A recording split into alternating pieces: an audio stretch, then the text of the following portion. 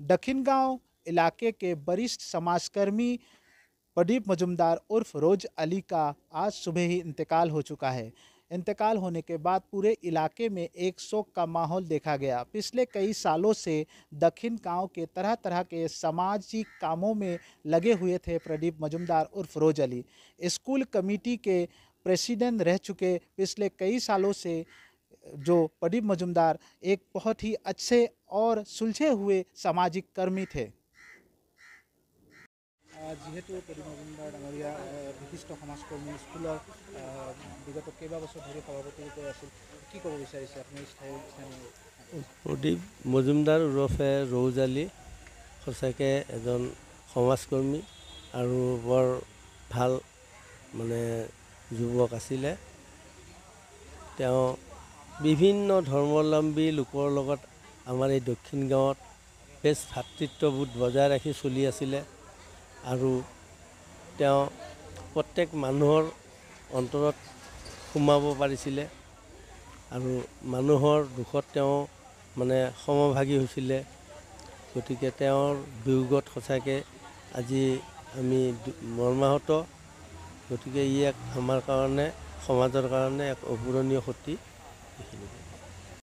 গাঁৱৰ অঞ্চলৰ এজন বিশিষ্ট সমাজকৰ্মীক মৃত্যু হোৱাৰ খবৰ পালোঁ। তেওঁৰ বিষয়ে গোটেইখিনি জানিব বিচাৰিছোঁ। প্ৰদীপ মজুমদাৰ, তেখেতৰ নাম প্ৰকৃত নামটো প্ৰদীপ মজুমদাৰ হ'ল কিন্তু দক্ষিণ গাঁওবাসী ৰাইজৰ সম্প্ৰীতিৰ এক মূৰ্ত প্ৰতীক বুলি ক'লেও বঢ়াকৈ নহয়। তেওঁ দক্ষিণ গাঁও অঞ্চলৰ প্ৰথমগৰাকী গ্ৰেজুৱেট আৰু ইংৰাজীত অনাৰ্ছসহ তেওঁ গ্ৰেজুৱেশ্যন লৈছিলে। তাৰপিছত তেওঁ জনজীৱনৰ লগত একদম মিছিল হৈ গৈছিলে। ইয়াৰ সম্প্ৰীতি আৰু শান্তি সম্প্ৰীতি আৰু সামাজিক যিকোনো কামতে তেওঁ আগ্ৰহী আছিল আৰু সকলোৰে প্ৰিয় আছিল। দক্ষিণ গাঁও মধ্য ইংৰাজী বিদ্যালয়ৰ তেওঁৰ পৰিচালনা সমিতিৰ সভাপতি। সুন্দৰম নামৰ যিটো সাংস্কৃতিক অনুষ্ঠান আছিল তাৰ তেওঁ সাধাৰণ সম্পাদকৰ দায়িত্ব পালন কৰিছিলে।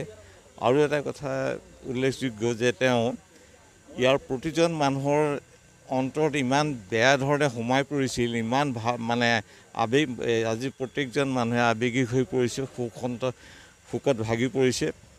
আৰু ৰাতিপুৱাৰ পৰা গধূলিলৈকে এতিয়ালৈকে বহু মানুহৰ সমাগম ঘটিছে। আৰু প্ৰদীপৰ মৃত্যুত দক্ষিণ গাঁওবাসী ৰাইজে এজন বিশিষ্ট ব্যক্তিয়ে নহয়, সম্প্ৰীতিৰ এজন মূৰ্ত প্ৰতীক হেৰুৱালে। আৰু এই অভাৱ বহুদিনলৈ থাকিব বুলি আমি ভাবিছোঁ।